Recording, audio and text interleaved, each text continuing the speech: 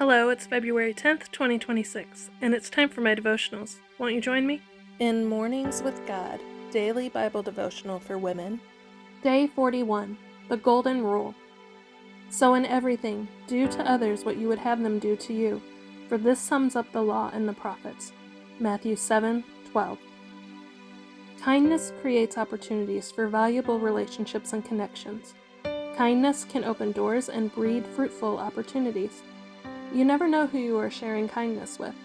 The random person you complimented could be the CEO of the company you dream of working for. The woman you help at the grocery store could be struggling to feed her children. The beauty in kindness is that it is free. Being kind sets the tone for who you are and for what you want to be known for. In Keeping Hope Alive, Devotions for Strength in the Storm. Repurposed. We can rejoice too when we run into problems and trials, for we know that they help us develop endurance. And endurance develops strength of character, and character strengthens our confident hope of salvation. Romans 5:3-4, NLT. Pause. Dealing with 5-year-old Austin's obsessive-compulsive disorder nearly drove Michelle to the brink one night. Feeling like a failure as a mother and blaming herself for his diagnosis, she decided to run away. When she turned the key in her van's ignition, however, music from a Christian radio station blared. One song after another reminded her that God loved her, knew her needs, and was in control. That evening, Michelle realized that God wanted to repurpose her experience, as hard as it was, for a greater good. She began looking for ways in which He was doing this. She saw her family grow closer to God by praying together about Austin's anxiety. She learned to draw from the Lord's strength, and she developed empathy for other parents at their wits' end, which in turn opened doors to provide encouragement. Michelle discovered a hidden jewel in crisis. Be aware that God is up to something good in the midst of hardship. There's a reason for His allowing it in your life. Ponder.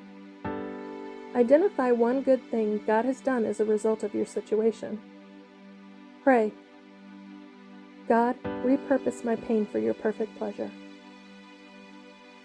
Because I've seen God work through my own past struggles, I've begun to seek Him and look for His repurposing when I'm still in the middle of a new adversity, rather than after it passes.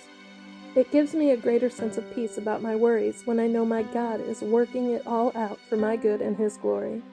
Michelle Rayburn, The Repurposed and Upcycled Life, When God Turns Trash to Treasure. In Joy and Strength. February 10th. It is good that a man quietly wait for the salvation of the Lord. Lamentations 3:26. Into thy silent place of prayer, the anxious, wandering mind recall.